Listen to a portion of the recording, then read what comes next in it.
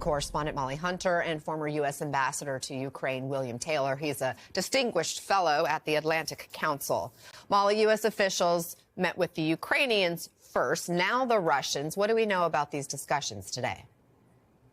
Yeah, Anna, good morning. And I'm not sure we're going to learn any kind of real hard specifics outside of what U.S. Envoy Steve Witkoff said in that interview with Fox about this real progress being made. I do want to just make the point for our audience that as these talks are getting underway in the opulent, the very glitzy Ritz-Carlton in Riyadh, Saudi Arabia, the war is still going on. Just in the last couple of hours, there's been a Russian attack on the town of Sumy, Anna. That's in the northeast of the country. 28 people, including 4 children, have been injured. But just at the stage in Riyadh yesterday, you mentioned those talks between the Ukrainians and the U.S. According to the Ukrainian defense minister, he called them constructive and meaningful. And then a Ukraine news agency today is quoting an advisor who says, we just have to understand that the meetings will be quite regular and not every meeting ends with public statements. So kind of slow rolling the fact that they may see kind of real progress or big time announcements today. And today, the U.S. and Russia are meeting. The U.S. is painting a rosy picture. You heard that from Steve Witkoff. You also heard that from President Trump over the weekend. He was giving an interview on Saturday. Take a listen. I'll talk to you on the back end. I don't think there's anybody in the world that could have stopped him except me, and I hope I'm going to be able to stop him. That's some very rational discussions. And I just want to see the people stop getting killed.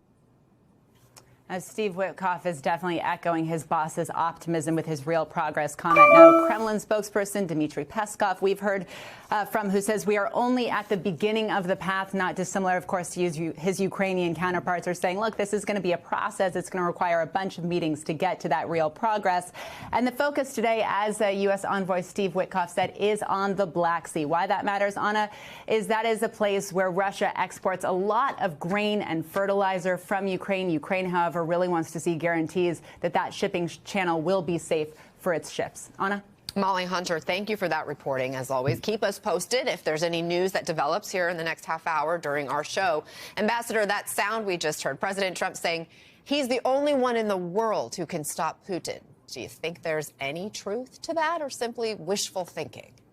So, Anna, that may be true. It may be true. President Trump has gotten President Putin to come to the table. President Putin before this has been saying there's nothing to negotiate. I'm doing well on the battlefield. I'm not going to negotiate.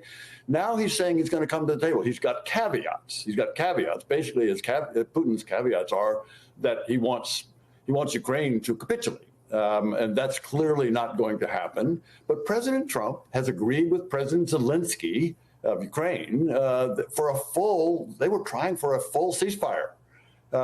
President Putin resisted. And so now they're just talking about a ceasefire against the energy infrastructure. And as you've just indicated, Molly just said, they're talking about the Black Sea. But what they really need to get to, of course, is the broader ceasefire that President Trump and President Zelensky had tried to push on to President Putin, and he resisted. But President Trump can put pressure on Putin to come to the table. I want to play part of what Special Envoy Witkoff said about Putin's motives yesterday. Here's that part. I just don't see that he wants to take all of Europe. This is a much different situation than it was in World War II. In World War II, there was no NATO. So you have countries that are armed there. To me, it just does. I take him at his word in this sense. So, and I think the Europeans are beginning to come to that belief, too. Take Putin at his word, and Europe shouldn't be worried? Europeans are very worried, very, very worried, Anna. And you can talk to those countries, talk to people from those countries that are living next to the Russians, and they're very worried. In particular, the Estonians and Latvians and the Finns. The Finns have fought the Russians before. They know what the problem is there, so they are taking it very seriously. And it is certainly true that there is NATO now, and NATO needs to be strengthened and reinforced. And so that NATO can stop Russia. Going back to what President Trump said, he said he's going to stop Putin. That's important. And he can stop Putin if he puts pressure on him. Putin, of course, wants to rejoin polite society, the society of civilized nations. And only President Trump can do that. But President Trump doesn't have to do that if he wants to bring President Putin to the table. Those are the cards that he's got. Interesting. Witkoff is not part of these talks in Saudi Arabia. Neither is National Security Advisor Mike Waltz. Similarly, Trump's special envoy to Ukraine, General Keith Kellogg, was not part of the talks with Ukrainians yesterday.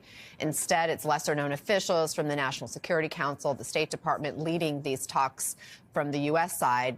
What do you make of that decision?